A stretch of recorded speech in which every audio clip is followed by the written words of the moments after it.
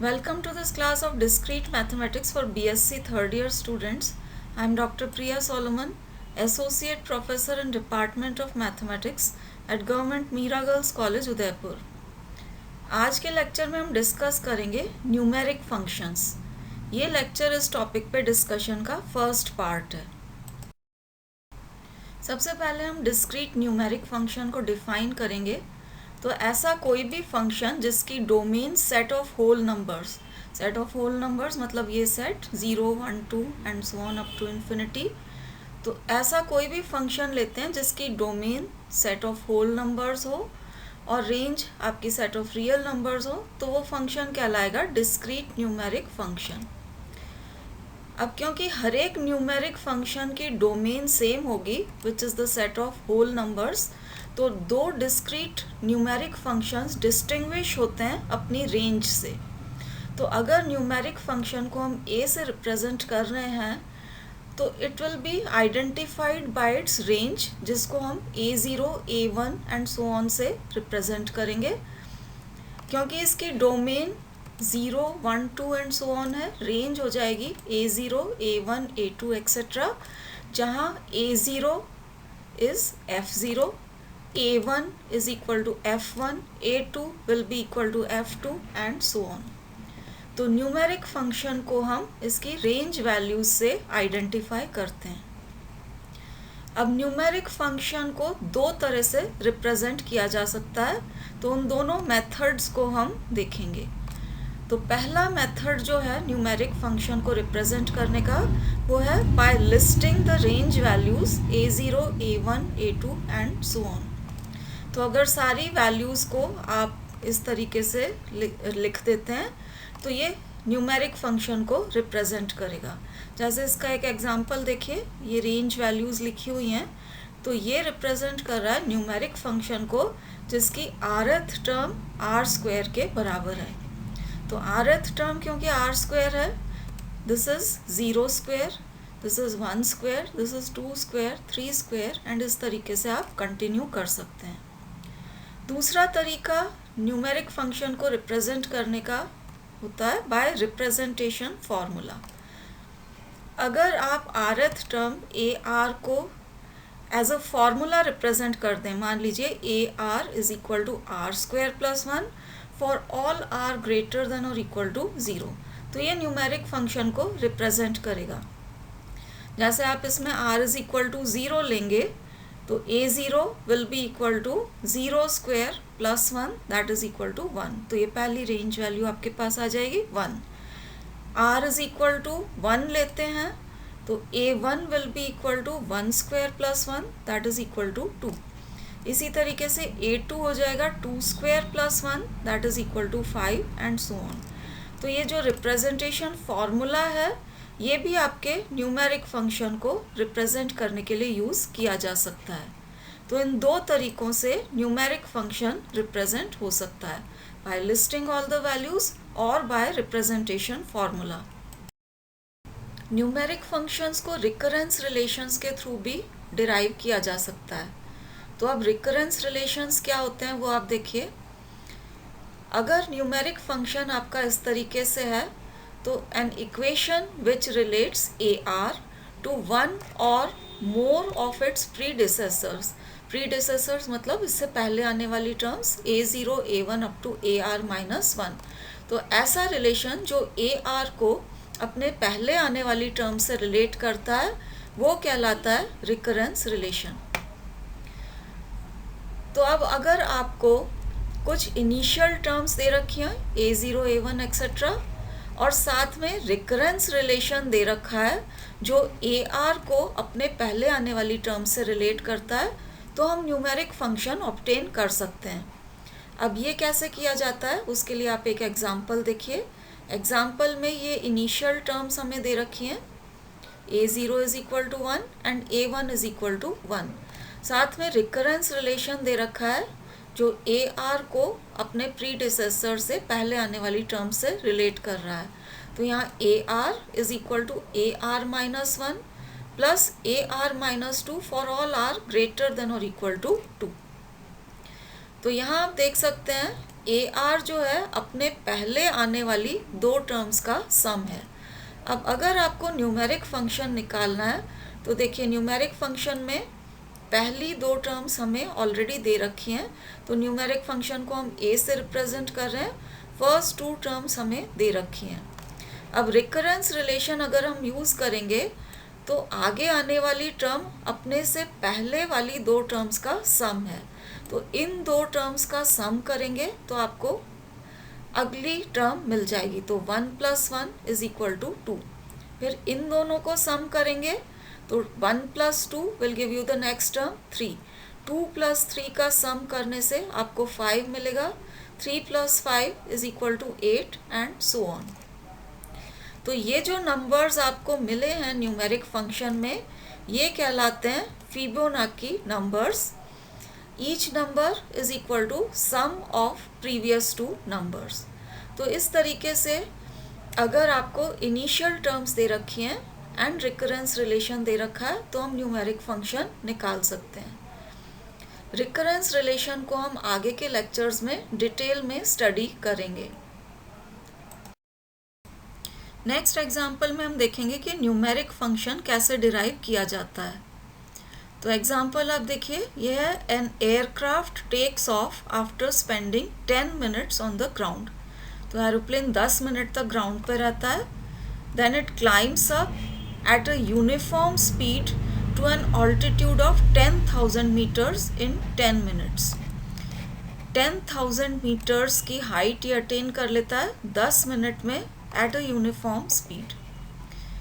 Then it starts to descend uniformly after 2 hours of flying time. तो 2 hours तक ये 10,000 metres पे उड़ता है और उसके बाद नीचे उतरना शुरू करता है and it lands 10 minutes later. तो 10,000 मीटर्स से लैंड करने में, मतलब ज़ीरो हाइट पे आने में इसको 10 मिनट्स लग रहे हैं। तो प्रॉब्लम है फाइंड द न्यूमेरिक फंक्शन। तो इस प्रॉब्लम के लिए ए आर से हम डिनोट करेंगे height of the aircraft in 1000 metres at rth minute. rवें मिनट में एयरक्राफ्ट की जो हाइट है इन 1000 मीटर्स उसको हम ए आर से रिप्रेजेंट कर रहे हैं। अब 10 मिनट तक क्योंकि एयरक्राफ्ट आपका ग्राउंड पर रहता है, इसलिए up to 10 minutes height will be equal to 0। इसलिए जो ए आर से हम हाइट को रिप्रेजेंट कर रहे थे, A R will be equal to 0 from 0 minutes to 10 minutes. उसके बाद के जो 10 मिनट हैं उनमें आपका एयरक्राफ्ट हाइट 10,000 मीटर्स को अटेन करता है इन 10 मिनट्स। अब यूनिफॉर्म रेट से ये असेंड कर रहा है, तो 10,000 मीटर्स अगर ये 10 मिनट्स में अटेन कर रहा है हाइट, दैट मीन्स हर एक मिनट में in each minute it will attain a height of 1000 metres. इसलिए हाइट इन 11th मिनट ये हो जाएगी 1000 मीटर्स। अब इस 1 को हम लिख सकते हैं 11 - 10। इसी तरीके से हाइट इन 12th मिनट आपको निकालनी है, ये हो जाएगी 2000 मीटर्स। 2 को हम लिख सकते हैं 12 - 10। तो हर एक मिनट में ये क्योंकि 1000 मीटर्स ऊपर चढ़ रहा है, इसलिए height in 20th minute will be equal to 10,000 metres, जो इसकी मैक्सिमम हाइट है, और इस 10 को हम लिख सकते हैं 20 - 10। अब यहाँ पर आप देखिए 11th मिनट में हाइट 11 - 10, 12th मिनट में 12 - 10, इस तरह से कंटिन्यू हो रहा है। 20th मिनट में 20 - 10। तो हाइट इन rth मिनट हम कह सकते हैं r - 10 जब r इज़ बिटवीन 11 एंड 20। तो 11 एंड 20 के बीच में जब r है, that is time in rth minute, तो ये आपका A R, that is height at the rth minute, this is equal to r - 10। अब हमें दे रखा है कि total flight time of the aircraft before it starts descending, that is equal to 2 hours. अब इस 2 आवर्स में से 10 मिनट आपके एयरक्राफ्ट ने लगाए हैं to attain a height of 10,000 metres. तो time spend in ascending that is equal to 10 minutes, इसलिए 10,000 मीटर्स पर ये कितने समय तक रहा, that will be equal to 2 hours में से आपको 10 मिनट सब्ट्रैक्ट करने पड़ेंगे। तो 2 आवर्स का मतलब 120 मिनट्स में से 10 मिनट सब्ट्रैक्ट किए, 110 मिनट्स तक ये 10,000 मीटर्स की हाइट पर आपका एयरक्राफ्ट उड़ेगा। अब देखिए ए आर हो जाएगा 10,000 मीटर्स, तो इसको A R will be equal to 10, और इतनी हाइट पे ये रहेगा from 21st minute to 130th minute, that is a total of 110 minutes. तो 10 मिनट तक ये ग्राउंड पर रहा, 10 मिनट इसने असेंडिंग में लगाए, तो टोटल 20 मिनट्स वो लगे। उसके बाद 21 मिनट्स से लेके 130 मिनट्स तक ये 10,000 मीटर्स पर उड़ेगा, तो उसके लिए A R will be equal to 10। उसके बाद एयरक्राफ्ट की डिसेंट शुरू होगी। अब डिसेंडिंग में नीचे आने में भी 10,000 मीटर्स की हाइट कवर हो रही है 10 मिनट में, दैट मीन्स हर एक मिनट में ये 1000 मीटर्स डिसेंड कर रहा है, इसलिए हाइट इन 131 मिनट, 130 मिनट पे इसकी हाइट 10,000 मीटर्स थी, तो 131 मिनट में इसकी हाइट 1000 मीटर कम होके 9000 मीटर रह जाएगी। अब ये जो 9 है इसको हम लिख सकते हैं 140 माइनस 131। अब 132nd मिनट में इसकी हाइट आपको निकालनी है, तो 1000 मीटर्स और कम होके ये हाइट रह जाएगी 8000 मीटर्स, और 8 को हम लिख सकते हैं 140 माइनस 132। इस तरीके से 10 मिनट्स तक ये डिसेंड कर रहा है, तो 140th मिनट में ये ग्राउंड लेवल पे आ जाएगा, height will be equal to 0, और इस 0 को हम लिख सकते हैं 140 माइनस 140। तो अब आप देखिए A R can be written as 140 minus R, जैसे यहाँ 140 माइनस 131, 140 माइनस 132 एंड 140 माइनस 140, तो ये है 140 minus R when r lies between 131 and 140। अब ये डिसेंड करके ग्राउंड पर आ गया है, तो इसके बाद 140 मिनट्स हो जाने के बाद आपका एयरक्राफ्ट ग्राउंड पर ही रहेगा, दैट मीन्स इसकी हाइट 0 रहेगी, तो A R will be equal to 0 when R is greater than 140। अब इन सबको अगर हम कंपाइल कर लें तो देखिए न्यूमेरिक फंक्शन कैसे बनेगा। न्यूमेरिक फंक्शन को हम ए आर से रिप्रेजेंट कर रहे हैं। 10 मिनट तक आपका एयरक्राफ्ट ग्राउंड पे रहा, तो A R is equal to 0। उसके बाद 10 मिनट तक, 11वें मिनट से 20वें मिनट तक ये असेंड कर रहा है, तो A R will be equal to R minus 10। उसके बाद 21st मिनट से 130th मिनट तक ये 10,000 मीटर्स की हाइट पे उड़ रहा है, जैसा कि हमने यहाँ पर निकाला था। तो A R will be equal to 10 whenever R lies between 21 and 130। उसके बाद डिसेंडिंग शुरू होती है, तो ये डिसेंडिंग के लिए A R is equal to 140 minus R था 10 मिनट के लिए, तो A R will be equal to 140 minus R whenever R lies between 131 and 140। और उसके बाद आपका एयरक्राफ्ट ग्राउंड पे आ जाता है, तो हाइट हो जाएगी 0 when R is greater than 140। तो ये आपका रिक्वायर्ड न्यूमेरिक फंक्शन हो जाएगा। अब हम देखेंगे ऑपरेशंस ऑन न्यूमेरिक फंक्शंस। तो पहला ऑपरेशन है सम ऑफ न्यूमेरिक फंक्शंस।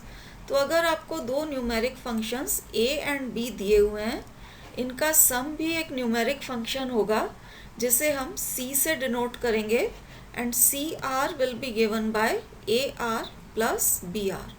तो this will be equal to sum of values of numeric functions a and b at r, that is equal to a are plus b r. इसी तरीके से हम product of numeric functions भी define कर सकते हैं। तो वंस अगेन अगर आपके given numeric functions a and b हैं, तो इनका प्रोडक्ट भी न्यूमेरिक फंक्शन होगा जिसको हम d से डिनोट करेंगे, and dr will be equal to the product ar into br. That is product of values of numeric functions a and b at r. इसी तरीके से हम डिफाइन कर सकते हैं scaling of a numeric function. तो मान लीजिए a आपका न्यूमेरिक फंक्शन है और अल्फ़ा कोई रियल नंबर है.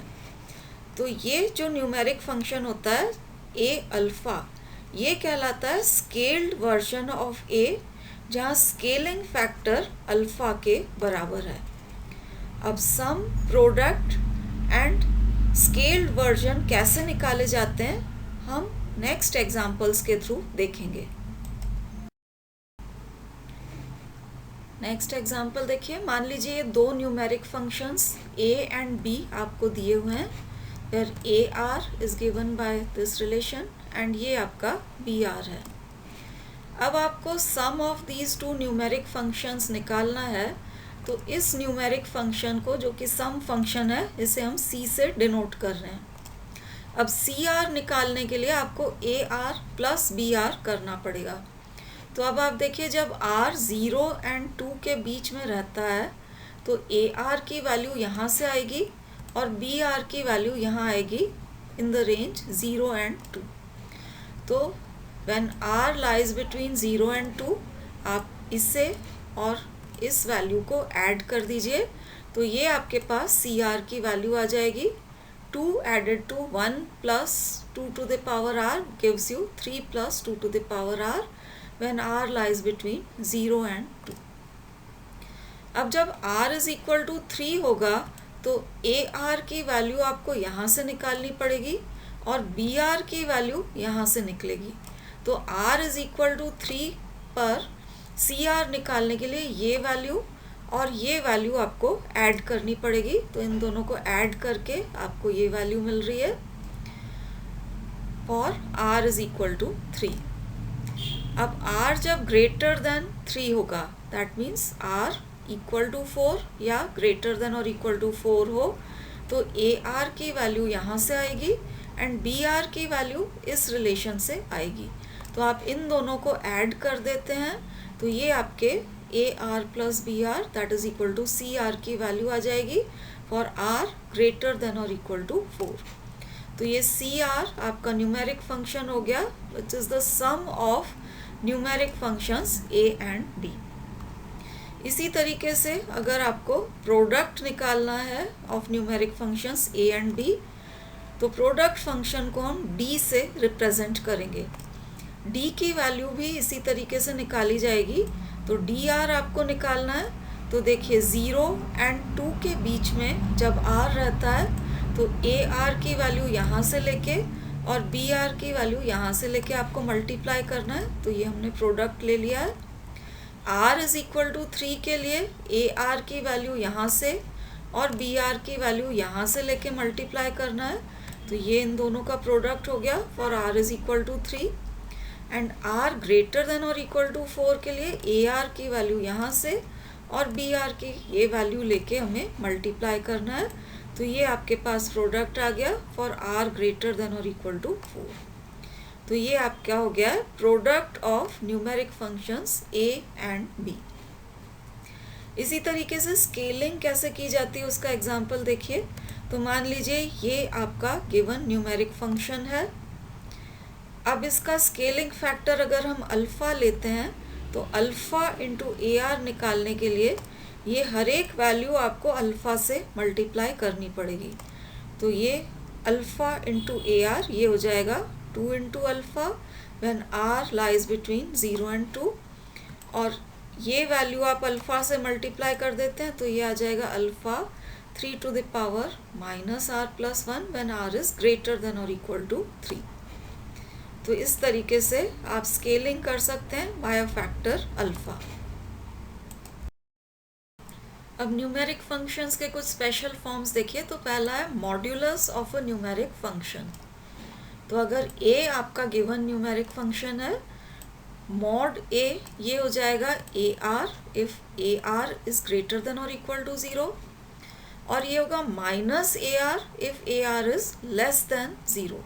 ये उसी तरीके से है जैसे किसी नंबर का मॉड्यूलस लिया जाता है। अगर आप 2 का मॉड्यूलस लेते हैं तो 2 ग्रेटर देन और इक्वल टू 0 होता है, इसलिए मॉड 2 इज इक्वल टू 2। अगर आप -2 का मॉड्यूलस लेते हैं तो -2 क्योंकि लेस देन 0 होता है, उसका मॉड्यूलस आएगा minus of -2 that is equal to again +2। तो जैसे नंबर्स का मॉड्यूलस लिया जाता है उसी तरीके से ये मॉड्यूलस ऑफ न्यूमेरिक फंक्शन भी आप ले सकते हैं। नेक्स्ट हम डिस्कस करेंगे this numeric function s to the power i a। अब ये s to the power i a एक न्यूमेरिक फंक्शन होता है।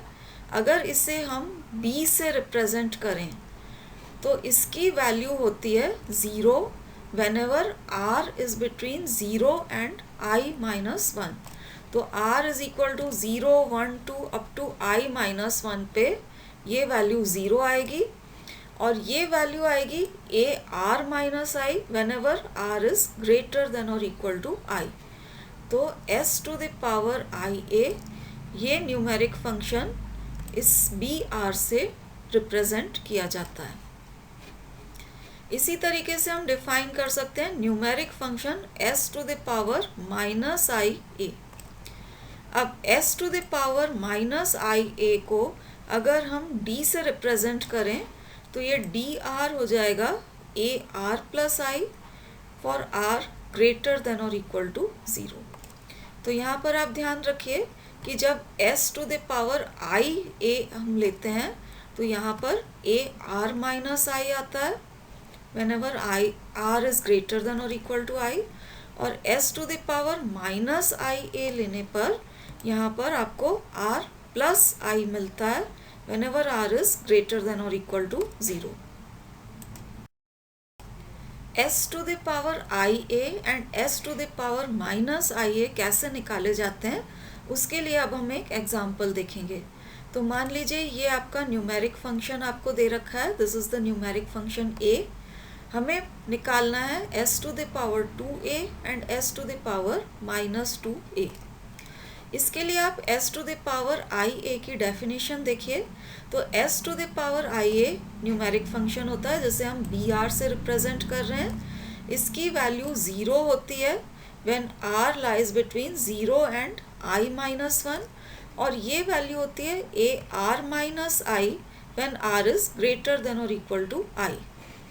क्योंकि हमें एग्जाम्पल में s to the power 2a निकालना है, दैट मीन्स यहाँ i की वैल्यू 2 है। तो i इज इक्वल टू 2 आप सब्सटीट्यूट करिए डेफिनेशन में, तो बी आर हो जाएगा 0 when r lies between 0 and i को हम 2 सब्सटीट्यूट कर रहे हैं, तो ये है आपका 2 minus 1 that is equal to 1, और ये वैल्यू होगी A R minus I, i is equal to 2 आप रखेंगे तो ये हो जाएगा A R minus 2 whenever R is greater than और इक्वल टू 2। अब देखिए r जब 0 एंड 1 के बीच में है तब तो ये वैल्यू 0 के बराबर फिक्स हो गई है। बाकी की वैल्यूज़ आपको a की डेफिनेशन को यूज़ करते हुए निकालनी पड़ेंगी। अब ये ए आर माइनस 2 है when r is greater than और इक्वल टू 2, तो हम r इज इक्वल टू 2 से स्टार्ट करेंगे। तो देखिए यहाँ r इज इक्वल टू 2 आप सब्सटीट्यूट करेंगे तो ये b2 की वैल्यू आएगी a 2 minus 2 that is equal to 0, तो b2 हो गया a 0 के बराबर। इसी तरीके से आप r is equal to 3 put करेंगे तो b3 होगा a 3 minus 2 that is equal to a1, तो b3 is equal to a1। r is equal to 4 put करेंगे तो b4 आएगा a4 minus 2 that is equal to a2, and इसी तरीके से b5 हो जाएगा a5 minus 2 that is equal to a3। तो ये values a0, a1, a2 and a3 ये निकलेंगी इस फॉर्मूला से। When r lies between 0 and 3 तो आपको ar की वैल्यू 2 मिलती है। तो ये आपके b2, b3, b4 and b5 की वैल्यू रहेगी 2। तो ये वैल्यू आ गई 2 when r lies between 2 and 5, क्योंकि यहाँ हमने निकाले थे r ग्रेटर देन और इक्वल टू 2 के लिए अपन निकाल रहे हैं, तो 2, 3, 4 एंड 5 के लिए इसकी वैल्यू 2 के बराबर होगी। अब उसके बाद जब आप आगे जाते हैं for r is equal to 6 onwards, तो r इज इक्वल टू 6 जब आप लेंगे तो यहाँ पर वैल्यू आपकी हो जाएगी, ये B6 आ जाएगा A6 minus 2 that is equal to A4। इसी तरह से B7 आएगा A7 minus 2 that is equal to A5। अब A4, A5, A6, A7 etcetera निकालने के लिए ये वाला फॉर्मूला आपको यूज़ करना पड़ेगा। तो क्योंकि BR is equal to AR minus 2 है, जब आप R ग्रेटर देन और इक्वल टू 6 लेते हैं तो B6 is equal to A4, B7 is equal to A5 and so on. तो इस फॉर्मूले में आप R की जगह R माइनस 2 सब्सटीट्यूट कर दीजिए, क्योंकि ये AR माइनस 2 के बराबर है। तो ये आपको मिल जाएगा 2 टू द पावर, R की जगह R माइनस 2 सब्सटीट्यूट किया तो minus R plus 2 and plus 3 for R greater than और इक्वल टू 6। तो ये आपका न्यूमेरिक फंक्शन हो गया s to the power 2a। इसी तरीके से अगर आपको numeric function s to the power minus 2a निकालना है तो हम डेफिनेशन यूज़ करेंगे numeric function s to the power minus ia की। This is given by dr is equal to a r plus i for all r greater than और equal to 0। अब इसमें आप i is equal to 2 substitute कर दीजिए, क्योंकि हमें s to the power minus 2a निकालना है। तो dr हो जाएगा a r प्लस 2 के बराबर for all r greater than और इक्वल टू 0। अब आप देखिए r इज इक्वल टू 0 रखेंगे तो d0 आएगा a2 के बराबर। a2 की वैल्यू हमें इस फॉर्मूले से मिलेगी। r इज इक्वल टू 1 रखेंगे तो d1 आएगा a3 के बराबर। a3 की वैल्यू भी आपको यहाँ से मिलेगी। तो for r is equal to 0 and 1 dr की वैल्यू होगी 2 when r is equal to 0 and 1। उसके बाद जब आप r की वैल्यू को 1 से आगे बढ़ाते हैं तो जब आप r इज इक्वल टू 2 लेंगे तो d2 हो जाएगा आपके पास a4 के बराबर। तो 2 ऑनवर्ड्स जब आप जाते हैं a की वैल्यू आपको यहाँ से लेनी पड़ेगी फॉर r ग्रेटर देन और इक्वल टू 4। तो इस फॉर्मूले में आप r की जगह r प्लस 2 सब्सटीट्यूट कर देंगे तो ये आपके पास वैल्यू यहाँ पर dr की आ जाएगी and this value is for r greater than और इक्वल टू 2। तो इस तरीके से आप numeric function s to the power minus 2a निकाल सकते हैं। एक और एग्जांपल अब हम देखते हैं। ये आपको न्यूमेरिक फंक्शन दे रखा है, यहाँ हमें निकालना है s to the power 3a and s to the power minus 3a। तो वंस अगेन हम s to the power ia की डेफिनेशन यूज़ करेंगे। ये होता है 0 when r lies between 0 and i minus 1 और and this is equal to ar minus i when r is greater than और equal to i।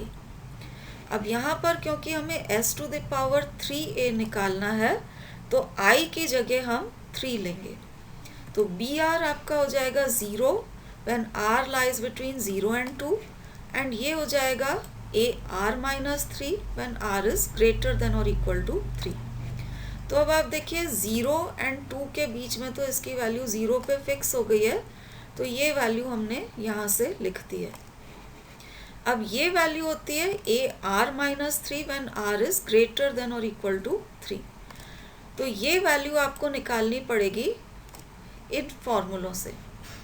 तो यहाँ पर आप देखिए 0 एंड 3 के बीच में ar की वैल्यू 3 है।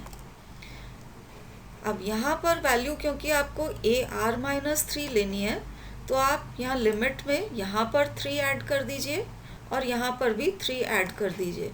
तो ये 3 and 6 के बीच में जब r रहता है, वैल्यू निकलेगी आपकी इस फॉर्मूले से, वैल्यू हो जाएगी इक्वल टू 3।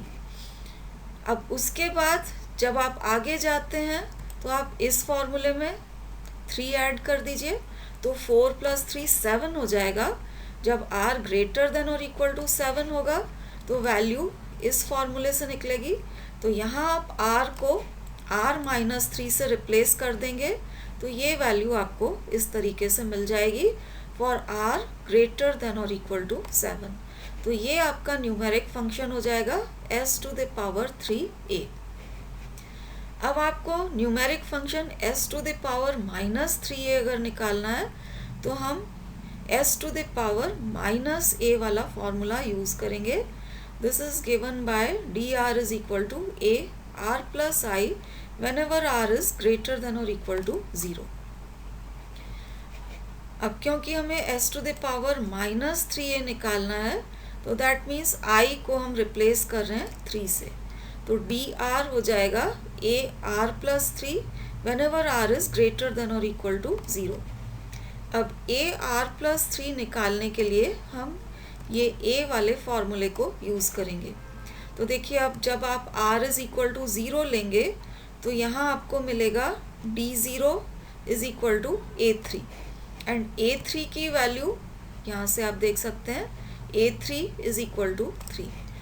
तो r is equal to 0 लेने पे ये d0 is equal to a3 जिसकी वैल्यू 3 है, तो ये वैल्यू आ गई d0 for r is equal to 0। उसके बाद जब आप आगे चलेंगे, when r is equal to 1 2 3 and so on, तो ये वैल्यू आपकी जैसे d1 की वैल्यू आएगी a4, d2 की वैल्यू आएगी a5 एंड सो ऑन, ये सारी वैल्यूज़ इस फॉर्मूले से निकलेंगी। तो ये क्योंकि a r plus 3 है, इस फॉर्मूले में आप r को r plus 3 से रिप्लेस कर दीजिए, तो ये हो जाएगा 3 to the power r plus 3 plus 2 whenever r is greater than or equal to 1। तो इस तरीके से ये आपका न्यूमेरिक फंक्शन s⁻³ निकल जाएगा। This ends our discussion for today's lecture. अगले लेक्चर में हम न्यूमेरिक फंक्शंस पे कुछ और ऑपरेशंस डिस्कस करेंगे। Thank you for watching.